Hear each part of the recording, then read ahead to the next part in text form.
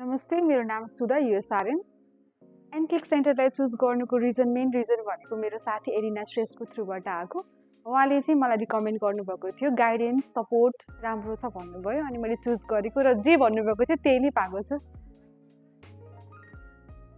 एनक्लिक टिप्समा चाहिँ मेरो तर्फबाट चाहिँ टाइम दिनुपर्छ, ड्युटी प्लस यता प्रोसेसिङ सँगै भएर आउँछ। त्यो प्रोसेसिङको टाइममा नै हामीले चाहिँ आफ्नो स्टडी चाहिँ मेन्टेन गरिराख्नु पर्ने हुन्छ।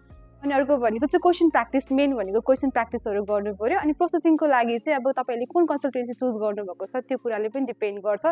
कति ठाउँमा जाँदाखेरि आफूलाई हेडेक हुने, प्रोसेसिङहरू राम्रोसँग नहुने, त्योहरू प्रब्लम पनि हुनसक्छ। तर त्यो चाहिँ मलाई प्रब्लमहरू भएन एनक्लिक सेन्टर चुज गरेकोमा। अनि मेन भनेको त आफूले इफोर्ट्सहरू दिनुपर्छ। त्यसको लागि चाहिँ क्वेसन एन्सरहरू भयो, प्र्याक्टिसहरू गर्ने, भिडियोजहरू हेर्ने, मल्टिपल भिडियोजहरू हेर्ने, त्यो कुराहरूलाई चाहिँ हामीले ध्यान दिनुपर्छ जस्तो लाग्छ। म चाहिँ एनक्लिक सेन्टरलाई चाहिँ हजुरहरूलाई रिकमेन्ड गर्न चाहन्छु, किन भन्दाखेरि मेरो प्रोसेसिङमा चाहिँ एकदमै स्मुथली गएको थियो। म्यामहरूले हेल्प गर्नुभएको थियो, गाइडेन्स सपोर्ट कोअर्डिनेसन चाहिँ मैले पाएको छु एनक्लिक सेन्टरमा। अनि अर्को भन्दाखेरि इकोनोमिकली पनि एकदमै ट्रान्सप्यारेन्ट छ र एफोर्डेबल पनि छ। प्रोसेसिङको लागि चाहिँ एफोर्डेबल र ट्रान्सप्यारेन्ट भन्नुपर्छ मेरो एक्सपिरियन्सको थ्रु आउटबाट चाहिँ।